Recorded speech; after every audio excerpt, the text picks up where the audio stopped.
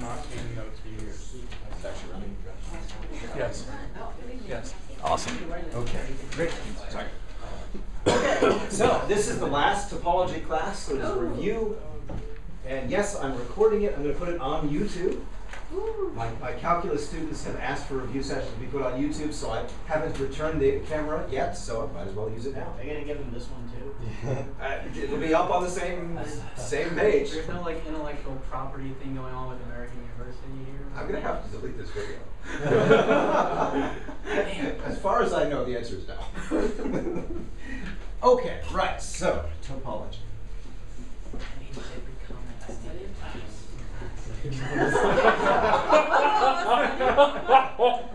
Great. I miss it. This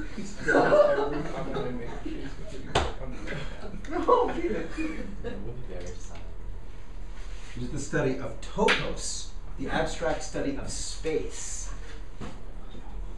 Okay, so why is the second O red? Because someone said tops. I mean, covers and tops, like basically a synonym, right? What's that? Covers and... We talked about covers. Yeah. Anyway. So what have we talked about in this class anyway? Let's go through a topical summary. For you.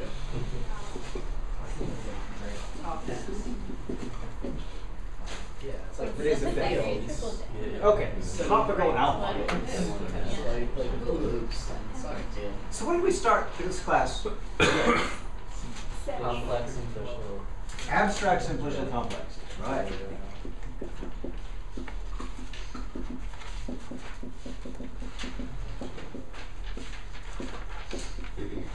I would love to be the student from your calculus class who put someone on the video. Well, especially with that preliminary discussion. Anyway, so, right, we began the class talking about abstract simplicial complexes and things you could do with them. And then essentially realized they weren't quite general enough to capture a lot of interesting phenomena. They are interesting in their own right, and if you stay on for next year, we will talk a lot about abstract simplicial complexes and their relativity. Okay. Now, I've even had talk that I might put the lectures online. Anyway. Right, so we started out with abstract simplicial complexes and then moved towards a study of somewhat more abstract spaces. We looked at pseudometric spaces.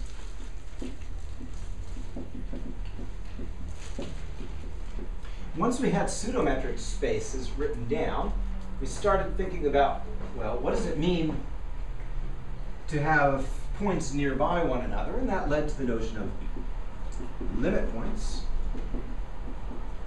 And it led to the notion of open and closed sets. When we tried to manipulate those open and closed sets, the properties that they satisfied seemed to be sort of self-sufficient on their own. And we said, let's generalize that. Let's generalize that to a notion of what a topology is and what a topological space is. So if you will, the idea here is we've increased generality from going from simplicial complexes to pseudometric spaces. And then we went and said, well, let's see what happens here. Let's look at these properties and generalize once more to topological spaces. And then went back and revisited the idea of open sets, closed sets, and limit points. Essentially unraveling. Once you've got topological spaces, which basically come about by specifying the open sets, now you sort of unpack that and go backwards in time, so to speak, and come back now and talk about limit points last. Okay?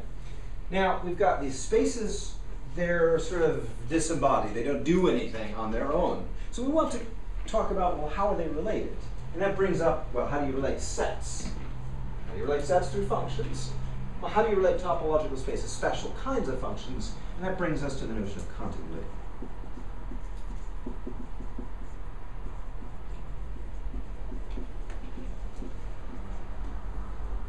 And we spend a lot of time talking about continuity because in particular it's sort of a very, the notion of continuity for topological spaces is a very abstract kind of thing and a little bit non-intuitive.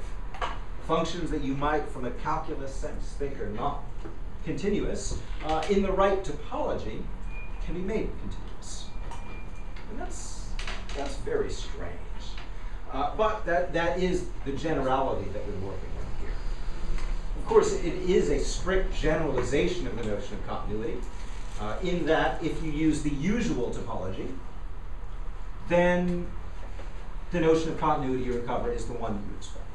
Sort of the epsilon delta proof of real analysis goes through in the usual topology. Okay, so in continuity of functions, we talked about different kinds of continuous functions, in particular things like homeomorphisms, homotopies, and homotopy equivalences, and various other sorts of gyrations there. Now, once we had that ability to relate spaces, we kind of ran into a problem. You see, it's very difficult to prove that two spaces are homeomorphic. It's also kind of hard to prove that two spaces are not homeomorphic. I made the comment that in order to prove the real line and the circle are not homeomorphic, takes some doing. In fact, takes algebraic topology in the slickest proof I know.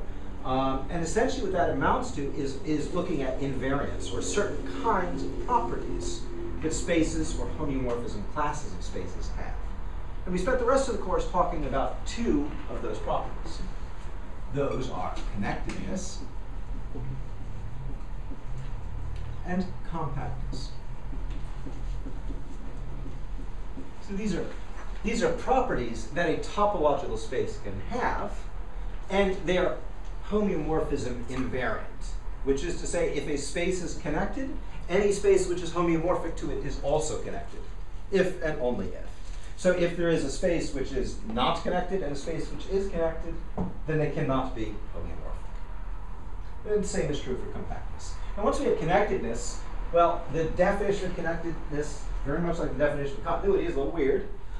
Sort of intuitive, a little more so than continuity, perhaps. But it's very general, and in particular is sort of at odds with your more intuitive notion of connectedness, which is perhaps what we usually call path connectedness.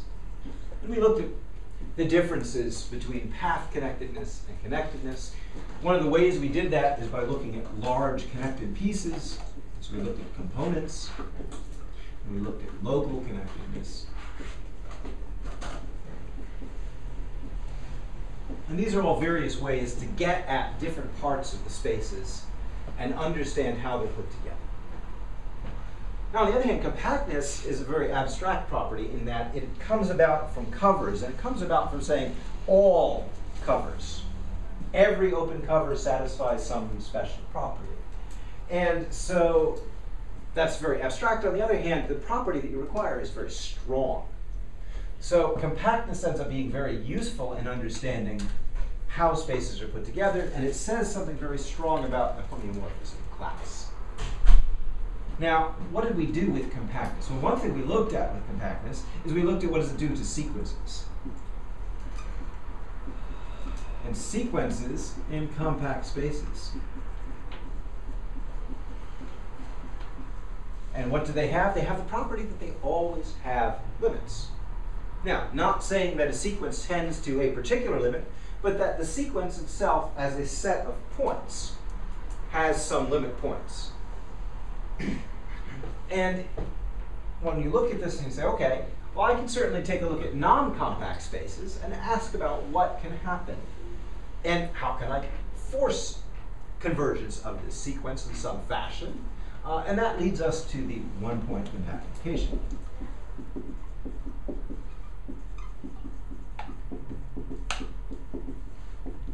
Which has been the subject of our most recent discussion.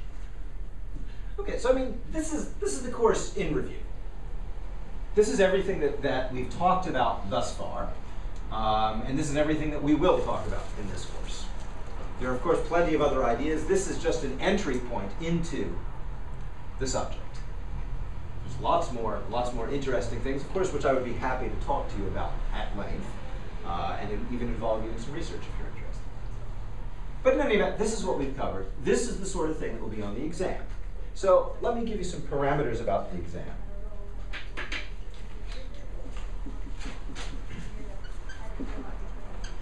So first of all, when is the exam? Thursday, 5:30. December 12th at 5:30 p.m. to 8 p.m. Okay, so what's going to be on the exam? Well, topically, it is comprehensive.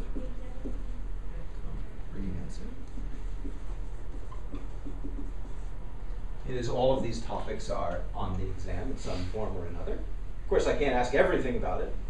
What about the strong and weak topologies? Ah, yeah, you're right. They showed up here at the end of year, strong and weak.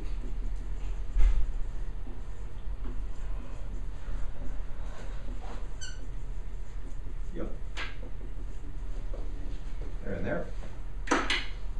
It is comprehensive. It is same format as our other exams, but seeing as there's more time, there are some more questions, so I can dig a little deeper at some of these topics. There are 8 questions instead of 5. Not a linear scale up per se. It's a linear scale up and not a whole lot. I mean, this is longer. This is double amount of time. This is not double number of questions. That said, the questions are perhaps a little more integrative in that some of them pick on a bunch of these areas at once. What are you allowed to bring? Well, 2 note cards, handwritten, both sides, 3" by 5". So whatever you want to put on them. Perhaps for you, maybe 1. I know. I will be very interested to see how much information you cram onto this. Maybe the entire book.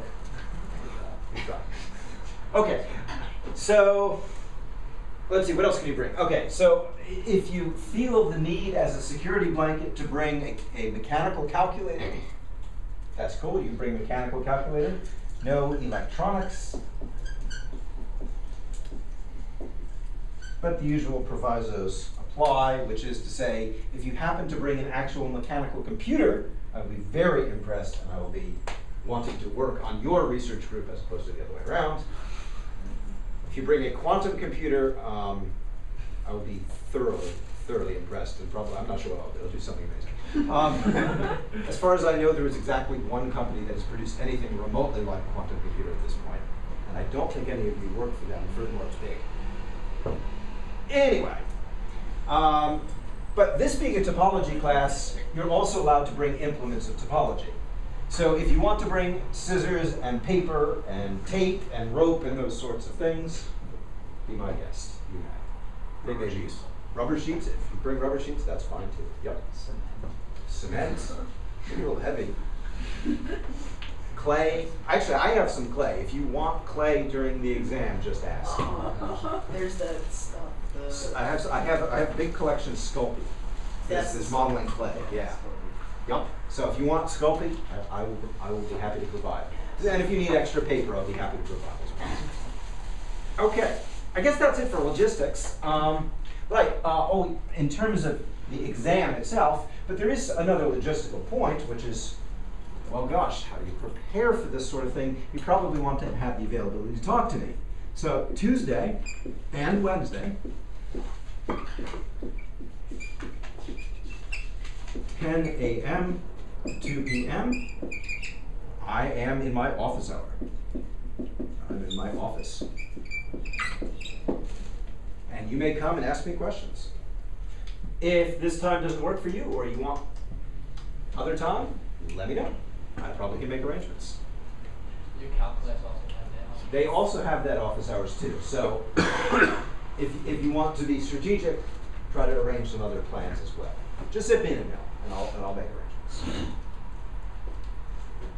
Okay, right. Any other logistics that you want to know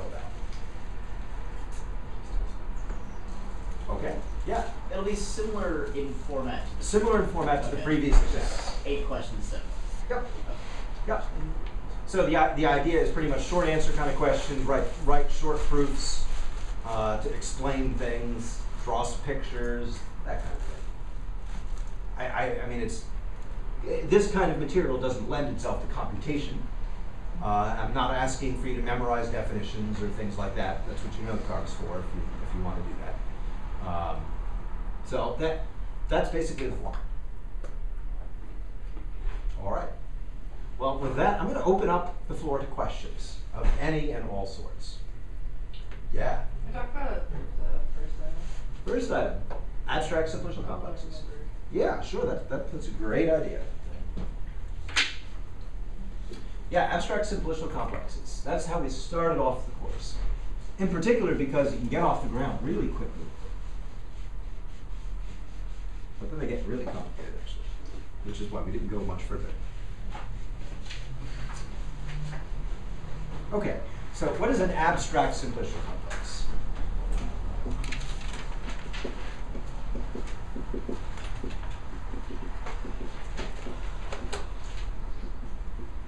So what is it? Well, what an abstract simplicial complex is it's a collection of lists. So you start with a set. And we'll call that set V for vertices. So every element in V we will call the set of vertices, or we'll call a vertex. And so what we're going to do with this set V is now we're going to stick them together. And so an abstract simplicial complex is a collection of subsets of V that is closed under operation of taking subsets.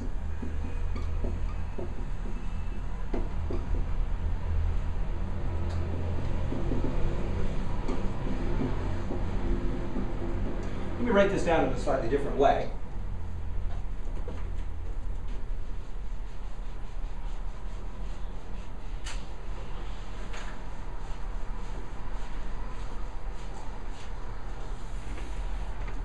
So, an abstract simplicial complex, let's give it a name, let's say S. So, if S, if perhaps A is in S, and B is a subset of A, then B is also in S. That's the main property here. A and B are both subsets of V.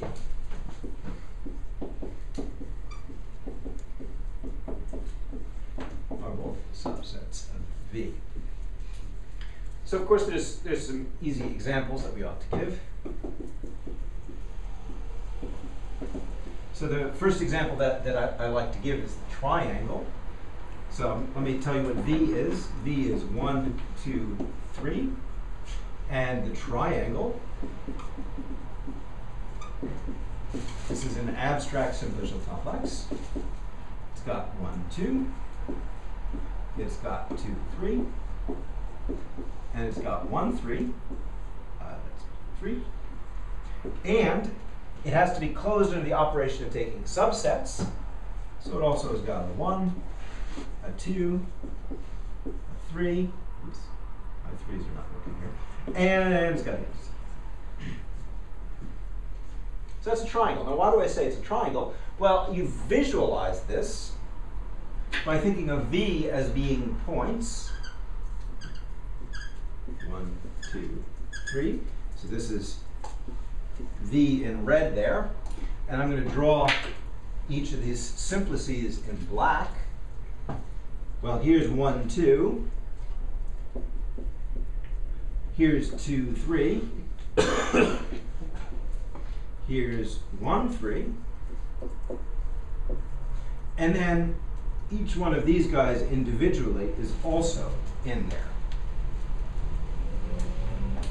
So this thing is an abstract simplicial complex. If you wanted to fill in the middle, call it the 2 simplex. It's triangle, but we add in the middle, and that's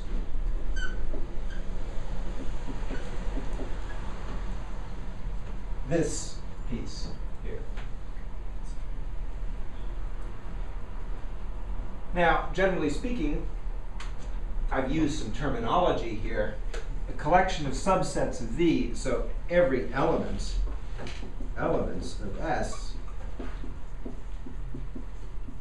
are called simplices.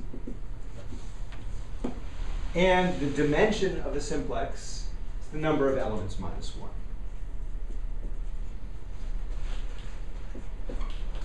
There's the cardinality of A minus 1. This absolute value bar here, this is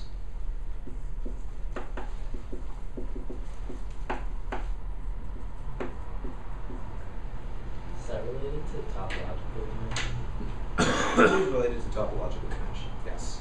In fact, the connection is this. If you have an abstract simplicial complex, you can realize it as a topological space. And then, and then as a subspace, these simplices have topological dimension this.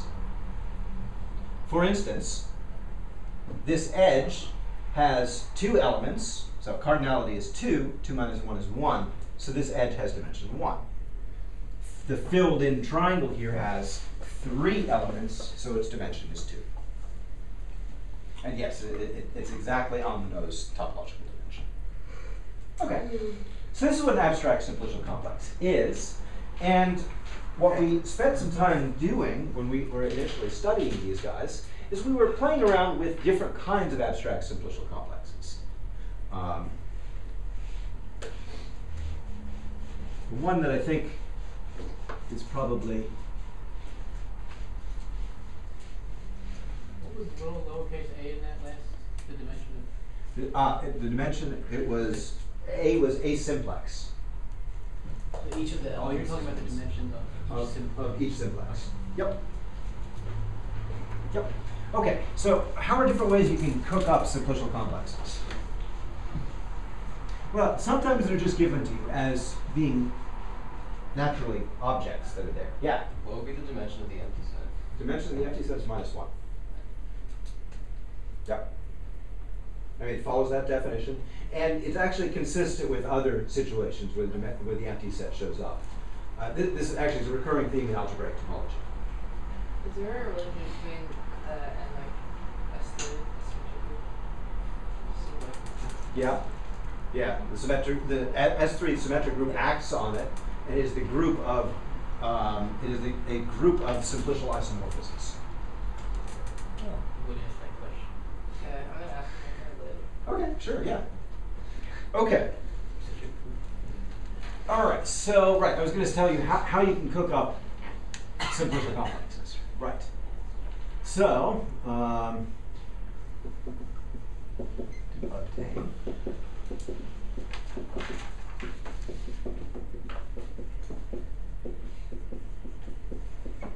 well, there are various ways to obtain simplicial complexes.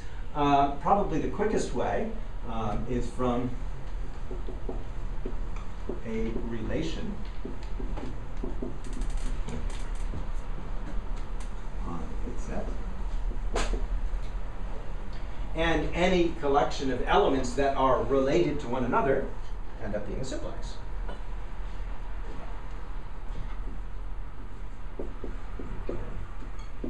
Say any collection of elements that are related to one another are simplex. And of course, if I take any collection of elements that are related to one another and I take a look at subsets, they're still all related to one another. It's closed under the operation of taking subsets. So if I have a relation R, a relation is a particular kind of subset of, say, X cross S. These are sets. This is a relation. can look at all the elements that are related. So you can say all the elements set of all x such that x is in x. All the elements that are related to A. These are all.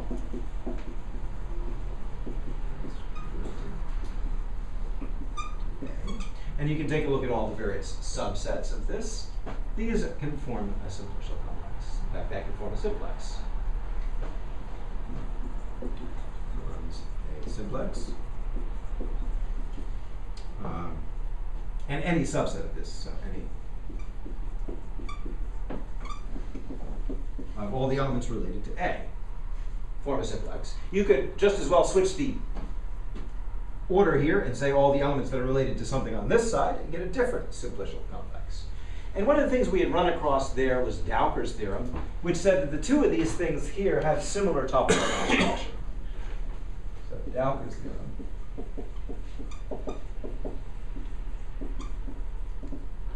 is that the realizations of the simplicial complexes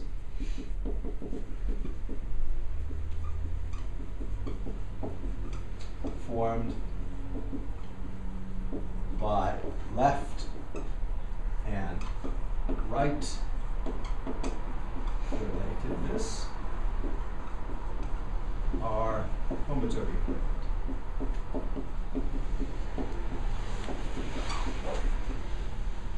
We didn't prove this theorem in class, we just used it on a bunch of examples to motivate some of the notions where you might use this sort of structure. Okay. And I think that was all that we said about simplicial complexes until the very, very end. Where on Tuesday I made one final comment about connectedness of simplicial complexes. And there's really one thing to think about here.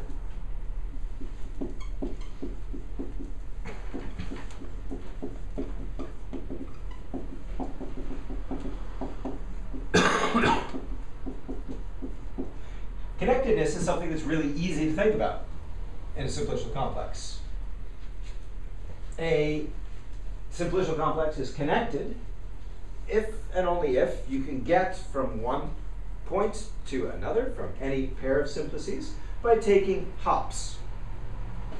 So you basically say a simplicial complex is connected if, well, what has to happen if for every x and y, these are in the vertex set,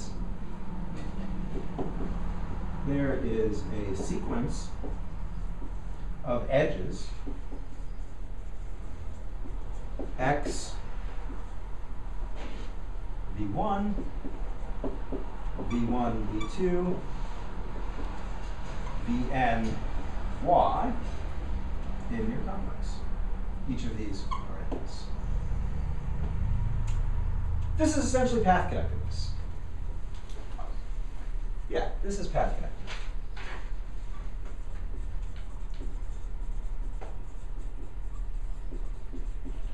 So one of the places where simplicial complexes differ from general topological spaces is that simplicial complexes are, if they're path connected, they're connected, and vice versa. They are equivalent concepts. Yes?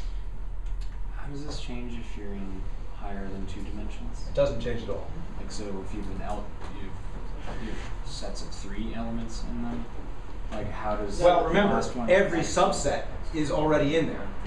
So, in particular, if I have a 3-dimensional Oh, I see. or a 2-dimensional thing or whatever, Oh, I see. all of these guys are already in there automatically. So if you're in a higher dimensional space, you basically reduce it to a line. You reduce it down to a 1-dimensional simplicial complex and work on that. Yep. And that's actually called the one skeleton. Okay. So you work with that. But the point of the matter is, in a simplicial complex, connectedness and path connectedness coincide. They're the same concept. And that's part of the reason why we don't stick with simplicial complexes. It's so that we can get some generality. So that we can get such wonderful things as the cover of our book. This is a space which is connected with, but not path connected. Therefore, this is a space which is not a simplicial complex. Okay. Is that enough? Yeah. That's enough. How do you like generate that set? How do you generate this set? Yeah. Like what? What are you asking? Like, what is the equation of this? Yeah. Is there like? It's in the book. Is it? Yeah, Yeah, it's weird though. It's it weird. is kind of a wacky thing. Basically, what I would do is I do it in polar coordinates. I'd draw this guy saying that something like r of theta is, it's got to be a multi-value function. Yeah, it would be really complicated. It is really complicated. Yeah. It's bizarre. Can you Uh, have it It's there, though. asymptotically approach this final R? Yeah, that's in fact what this is. In fact, this actually shows up in dynamics. This is actually what happens from a Hopf bifurcation.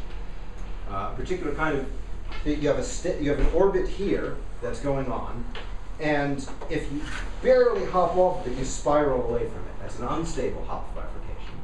And the opposite is that this is a stable one where you start out somewhere near here and you get sucked into it. So a Hopf bifurcation is one of those where the dynamics change from this sort of thing to it collapses, think homotopy, down to a single point. And then it's a particular kind of just critical point that just sits. Is that like how water spirals down a drain? Well, I know Hopf bifurcations happen a lot in fluids, but I don't know if it's specifically showing up in the case of a drain. It might. Well, yeah, because you don't have an asymptotic boundary. Yeah, you don't really have an asymptotic boundary there. I don't know, offhand. Interesting thing. Okay. Yes. On that simplicial group question, Wait, okay, yes. if you color in the triangle, Yes. that's like complete, right? So then you could say like, if it's a group, it's like a complete structure because you colored in. Yeah, okay. Is that a thing? There is a thing related to called the Cayley graph, which describes groups as topological spaces. I don't think we want to go down that path right now. This being final exam review.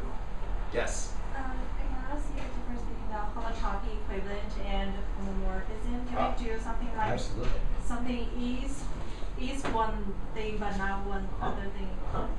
Yeah. Okay. Homotopy equivalence versus homeomorphism. That is a great question.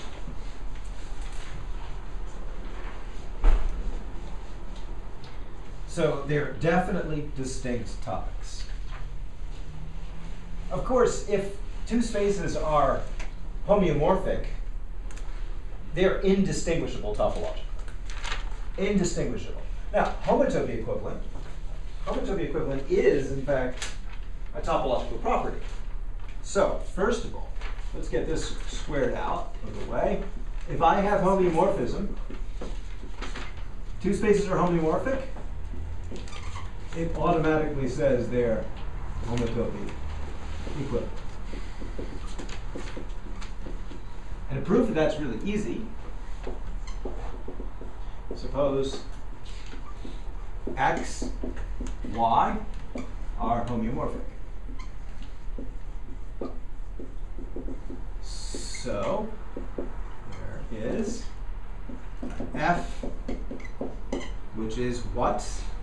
It is a bijection. Continuous. It's continuous. One-to-one. And f inverse is continuous. Okay.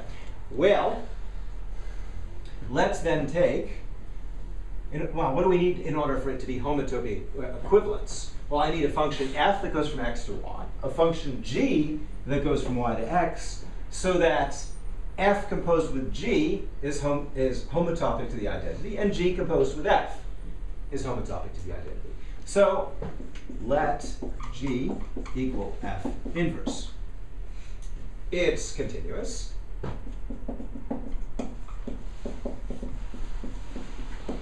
It's a continuous function. It is a function, in fact. So let's see. What is f composed with g? Well, first of all, where does it go? Goes from, whoa, where does g start? Y. G starts at y, goes to x, and then f goes from x to y. So this function goes from y to y. The other way around, g composed with f goes x to x. Now, the great thing about these, though, is, let's see, this is really, remember, g is f inverse. So what is this function? This function is the identity function. This is the identity function. Oh, well, there's nothing to prove as far as homotopy is concerned.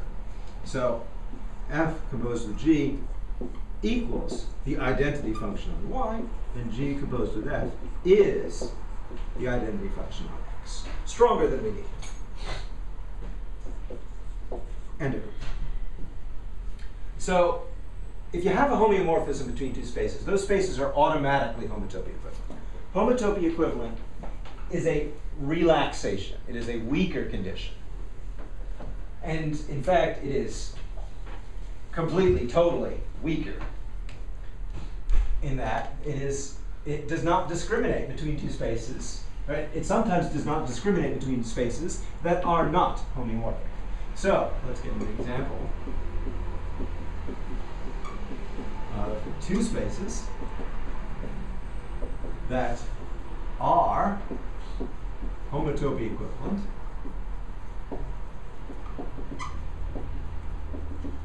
but not homeomorphic. Can I just recapitulate real quick? Sure. That's a question. Normally you're supposed to show that they're homeomorphic to the identity function. In this case, they were the identity. You need to show they are homotopic to the identity. Sorry, Homotopic. Right, that's normally what you have to say. no, but they're already the identity. They're already the identity, so the homotopy just doesn't do anything at all. It just freezes every point.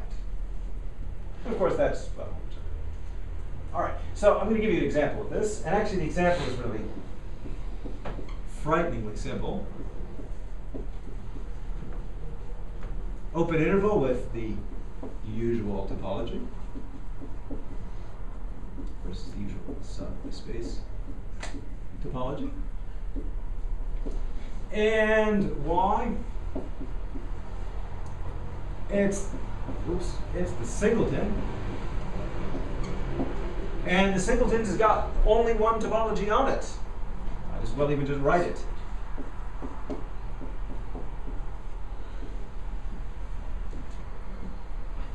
These spaces are obviously not homeomorphic. Why? Because I can't put those topologies in one-to-one correspondence.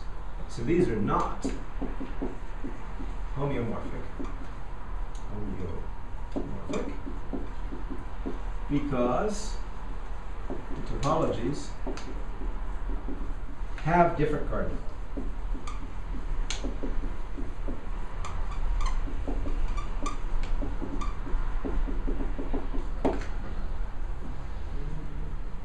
One of them's got a cardinality of 2, the other has an uncountable cardinality. Definitely not the same. Okay, but they are homotopy equivalent.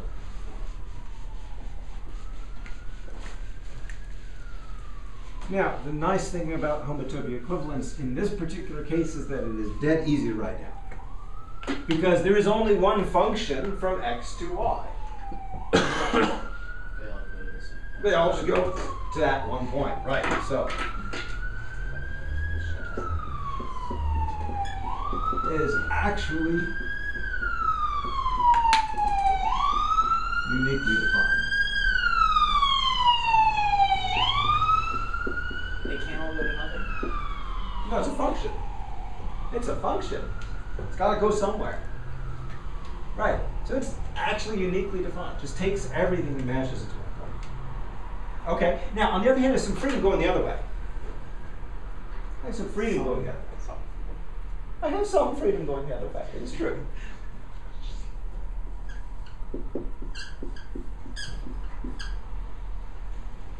I could actually pick anything that I like.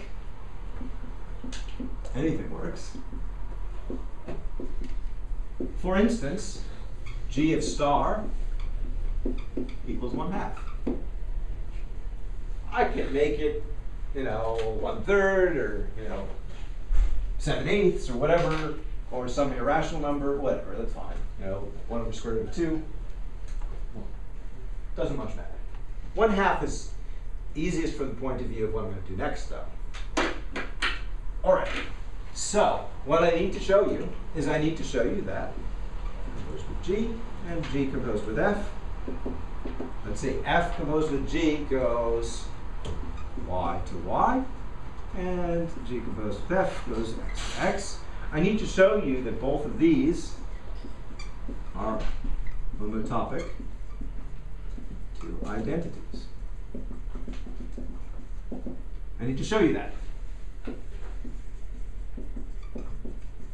Now, the first one's wicked easy. What is F composed with G? And let's see, G is Y, so where is it going to take star? Star. Star, right. Hey, that's the identity. Okay, so nothing to show there. The other one, though, the other one's got to do something else. It takes every point, G composed with F applied to a point X. Where does it go? 1/2. 1/2. Because it takes everything to star and then subsequently takes star to 1/2. So I need to show you that this is homotopic to the identity.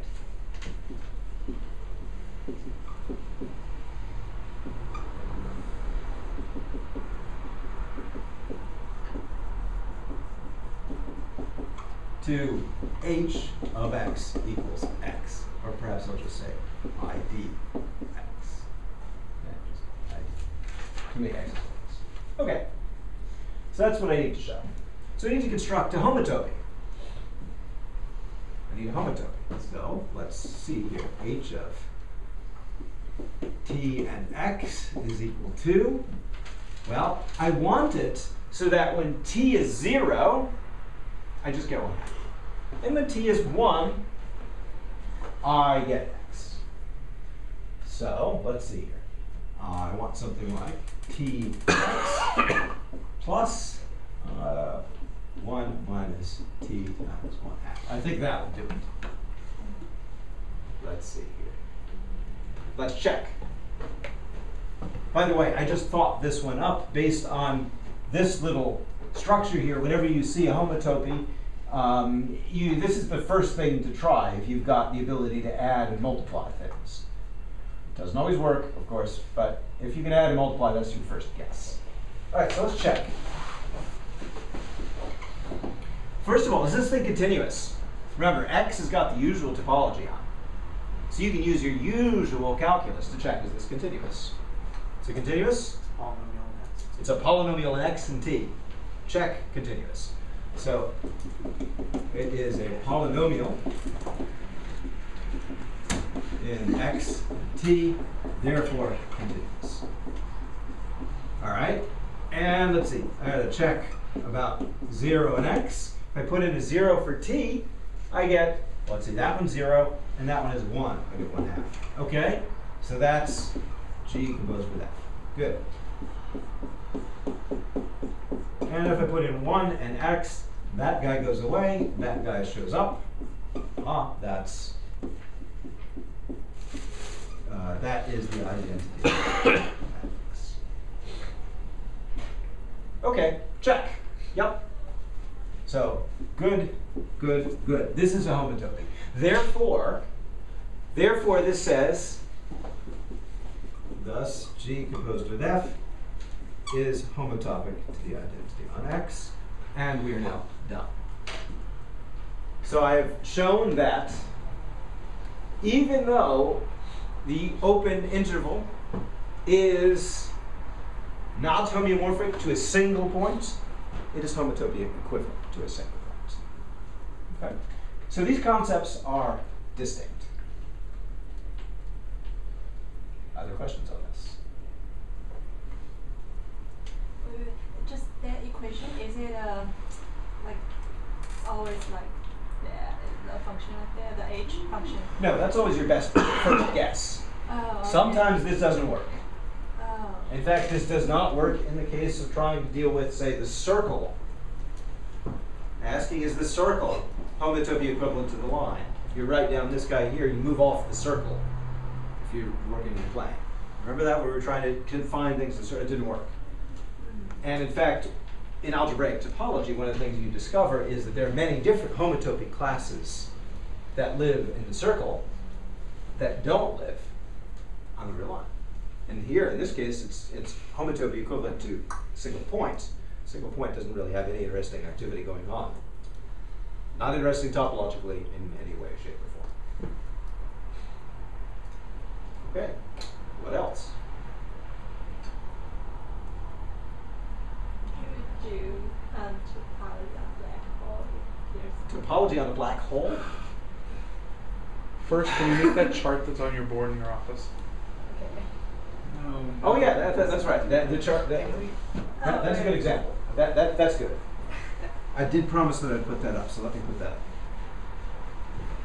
This was a great idea of Jou's to ask this kind of question, and it led to a table to answer the question about how are compactness and connectedness related. How are compactness and connectedness? Oh, it's not black holes. No. I thought you were doing what Ken was doing.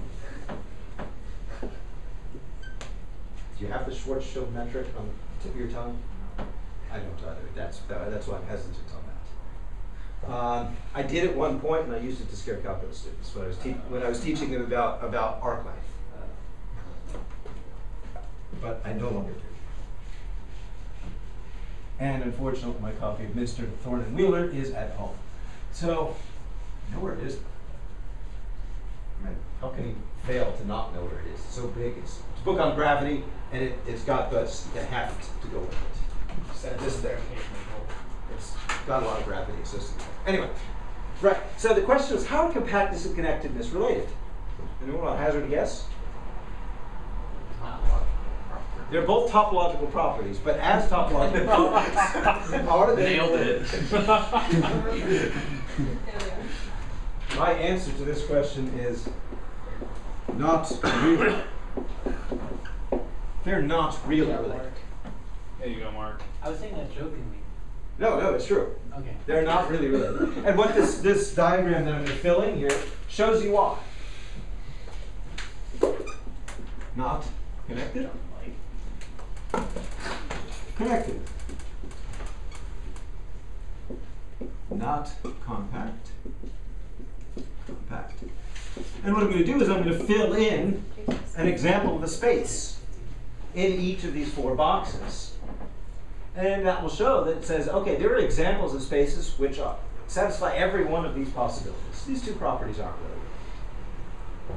So let's see here. The space which is not connected, not compact.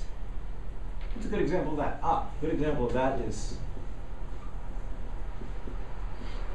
this union of two open intervals. It's definitely not connected. I have two connected components.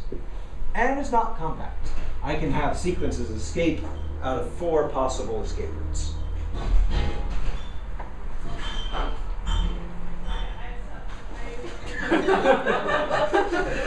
I'm mystified by what's going on here. Okay, right. So space which is connected and not compact, well, that's pretty easy. Just throw away the space which is connected and not compact. Well, just moving down, I can compactify this guy.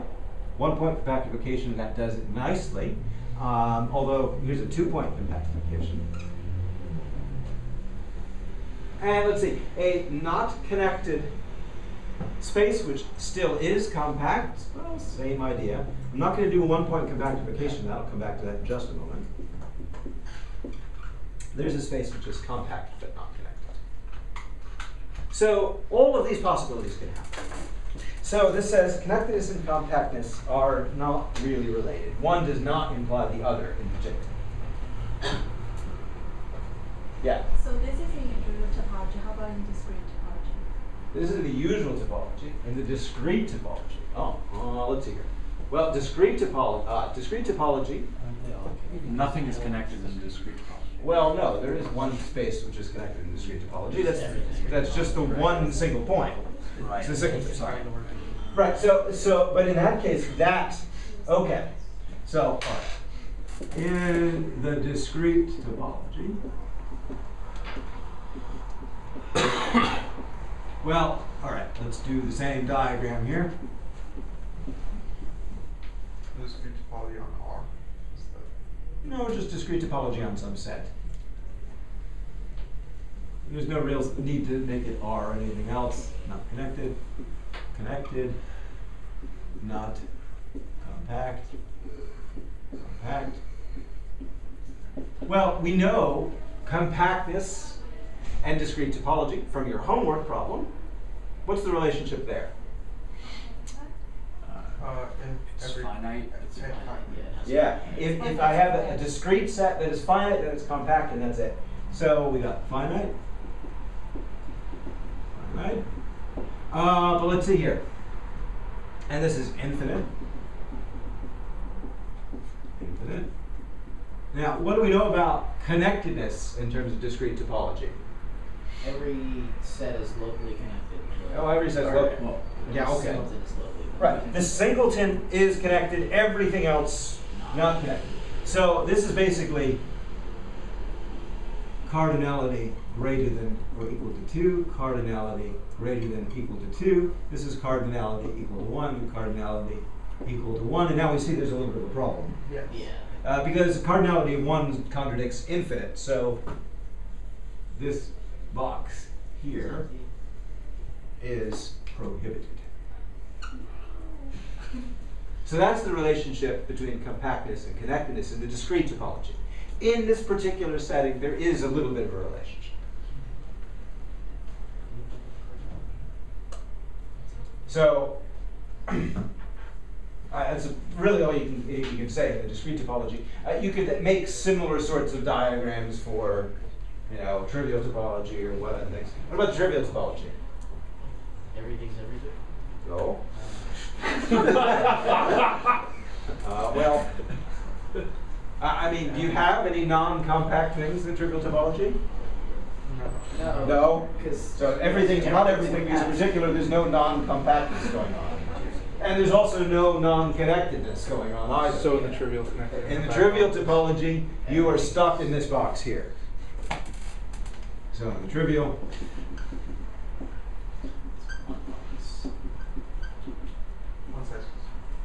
one size fits all.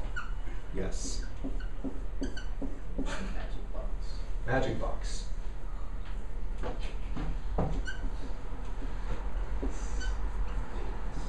Okay. Right, you are here. Okay, so trivial topology is always that situation. And then, of course, it is, as the name suggests, rather trivial. Okay, what else? Yes. Connected components. Connected Yeah, components. good one. I Sure. like that. Connected I don't components. get that. You don't get them. You don't understand. It was called discrete. Power set. Trivial.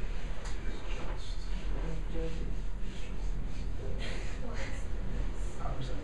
Okay, connected components. So every subset.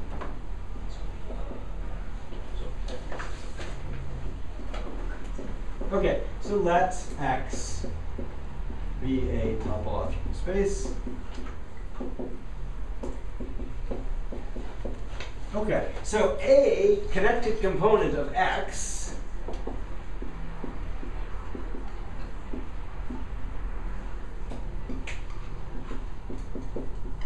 what is it? Let's see, let's give it a name. A connected component of C of X is a subset which is, number one, connected, and number two, not contained in any larger connected subset of X. So it is a connected subset, and it is maximal. It's as big as it gets. That's it. That's it. That's literally it. That's literally it. Now, we had a more technical way that we defined it initially. And that more technical way goes something like this. So we say, let's define, suppose X is in big X. We define R of X a relationship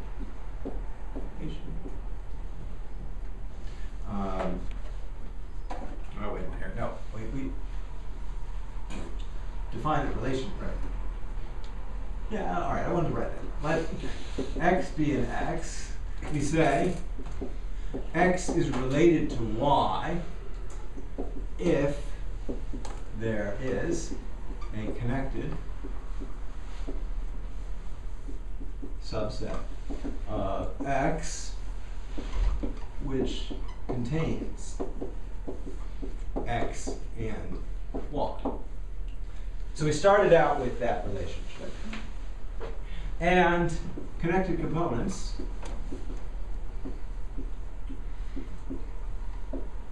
are equivalence classes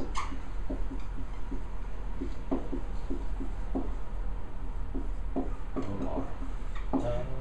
And in so doing, we essentially prove this as a characterization theorem. That's how you get the maximum. That's right. Yeah. Yeah, there's a little bit of work here is showing that this thing actually is an equivalence relation. It's not very hard. And then this comes for free. This is an equivalent characterization of the equivalence classes. I don't understand how the fact that there's equivalent classes implies that it's not necessarily contained in any larger connected set. Okay, so equivalence classes are by definition mathematical. That's the whole point. Right. So that's this statement here. So first of all, basically, let's say, all right, we've got an equivalence class pulled out of here. So this is a set of all points that are equivalent to one another. So a set of all x's and y's that are equivalent through this. That means these are x's and y's so that I can find a connected set that has both of them in it.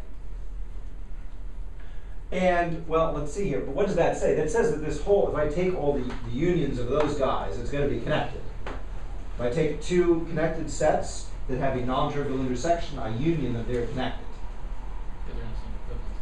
Because they're in the same equivalence class. Well, no, this is a slightly different piece of information. So if you need two things that are in different equivalence classes, it would not be connected? That would not be connected. Yes, that's exactly what it means. So, and that's exactly the point that goes to this statement here. To say that if I have two things that are in separate equivalence classes, then that says there is no connected set which sits over them and contains both of them. So essentially what you do is you say, all right, I take my connected component and I ask, what if I try to extend it, make it a little bigger? If I try to make it a little bigger, well, it's not equivalent, so no connected set sits over top of the two of them. Therefore, it's maximal. But once we've got this definition is very useful from a technical standpoint, but this is easier to remember, I think. Essentially, it's saying it's the biggest connected pieces. And the technical reason for why this is nice to use the relation is because you could just swap out connected with path connected, and then path connected components are the equivalence classes of this different R. So you just make that one transformation, snap your fingers, and you're done, as opposed to having to rewrite this definition. So that's the benefit of using the equivalence class discussion. It's not a big benefit. Okay. So examples of some connected components is probably a good thing.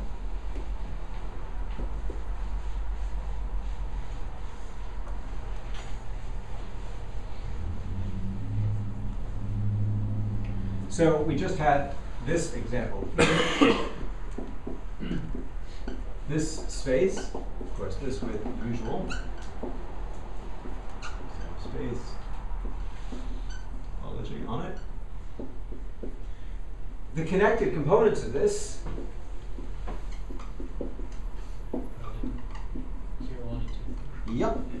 are 0, 1, and 2, 3. Because if I try to add any additional points to this guy here, they're going to have to come from over here, and that resulting space is not going to be connected anymore.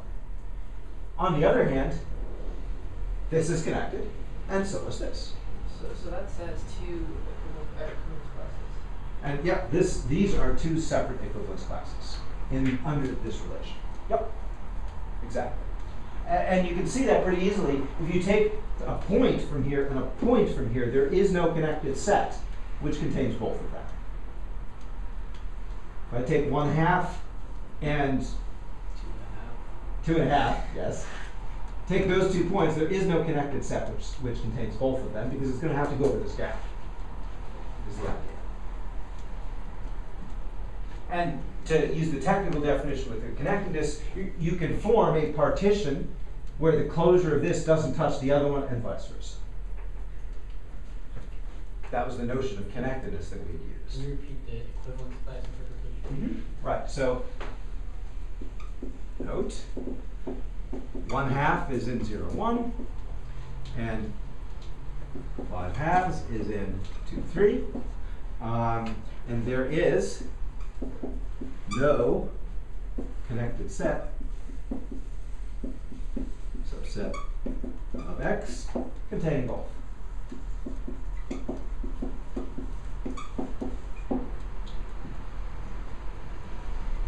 So that's arguing this way here that these two things are thus 1/2 and 5/2 are in distinct are equivalence classes. And you have to generalize that technically to any point in that. Yeah, sure. Yeah. Yep. Okay. What else? Got about 7 minutes. Strong and weak. Strong and weak Unless topology? we go Unless- there now. What were you looking for? Just- That. That wasn't what I was looking for, but Okay. No, I mean, no. Okay. So we're not going to do black holes? No. No, really that properly requires differential topology. We don't have all the machinery built up. I could describe it here, but it would be kind of awkward. And actually, strong and weak topology is a good way to think about it. But anyway, strong and weak, right? So let's see here, the weak topology and the strong topology.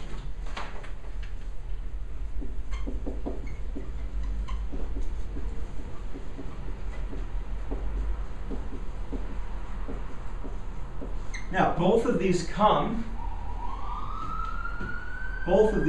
from a function.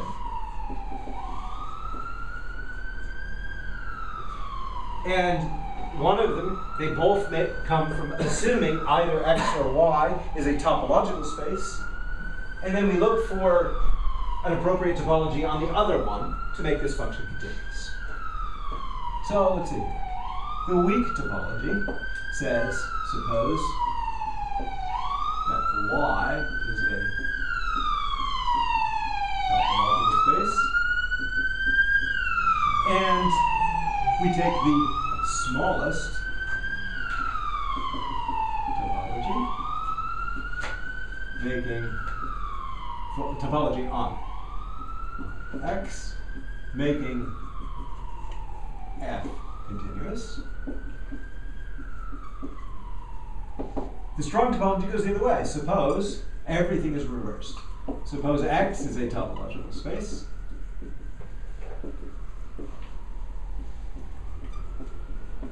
It's the largest, so we're switching smallest to largest topology on Y, making F continuous. So the pieces that have gotten swapped out are there. Those are the pieces that have been swapped to make the difference between weak and strong. Now, the strong topology has a special case associated with it if F is surjective. History tells us that we ought to call this the quotient topology. So if F is surjective, this is usually called the quotient.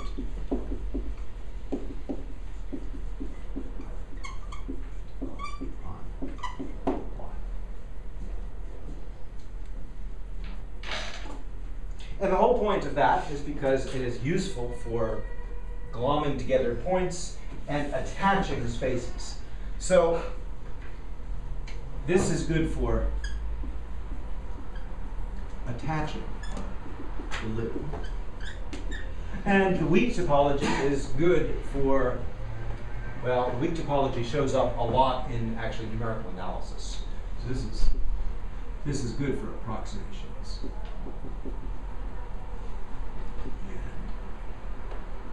And differential equations. Okay. So let's have an example about this. We've got 5 minutes left. Which one do you want to see an example of first? Strong. Can you just do both on one? I could do both on one. Okay, that's a good idea. I can make one of those little tables, right? Okay. Sure, so let's take a function. What function should I use? Well, one I stuck to that was straightforward in the past. Let's let x and y be r. And let's let f of x be x squared. And so and we'll use the usual topology where needed. So split this up into 2 pieces. I'll show you the weak on one side and the strong on the other.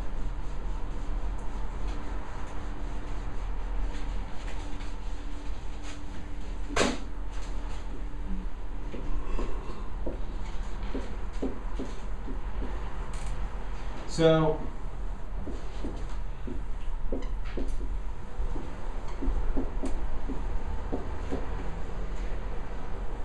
here's y is equal to f of x. Y is equal to f of x. And so the weak topology starts out with a topology on y with topology and up here. And the strong topology goes the other way.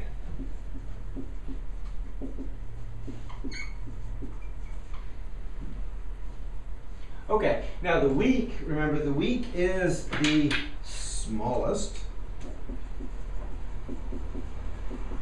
and the strong is the largest topology.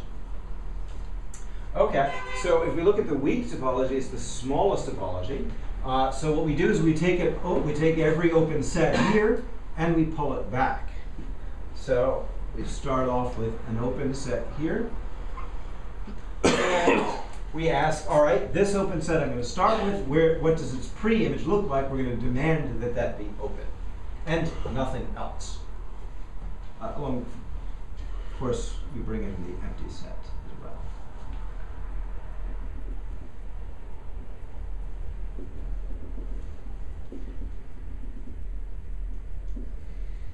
And so every open set in the weak topology are these paired off intervals in this case.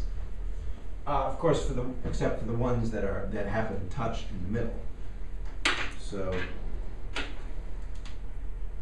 this is the other case.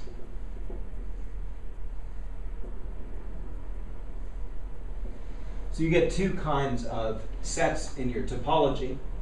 In the weak topology, you get those that are centered at the origin and those that are built up symmetric around the origin. Now, for the strong topology, it's the opposite story. It's the opposite story. You start out down here, and we want the largest such topology so that f is continuous. So you ask yourself, which of those sets are going to have pre-images that show up as being open? So which open sets, or which sets here, which subsets have open pre-images? Well, does this set have an open pre-image? Well, we just computed over here, right? I'd say that looks open to me. So thumbs up, that's in. What about this set? Yup. What about this set? Yup. What about this set? Yes. Yeah, it's empty. Oh, Empty is open. Empty is open. Now, we can also ask about some other things. We can ask about some other things. What about this set? Just a singleton here. Yeah, that's empty pre-image, so that's in there. So all the singletons, you get the discrete topology for y less than 0. Now what about this point here? Singleton up here, does that have an open pre-image? No. No, right, because it's got two singletons here not open. So here you've got the usual topology, dead marker, usual topology.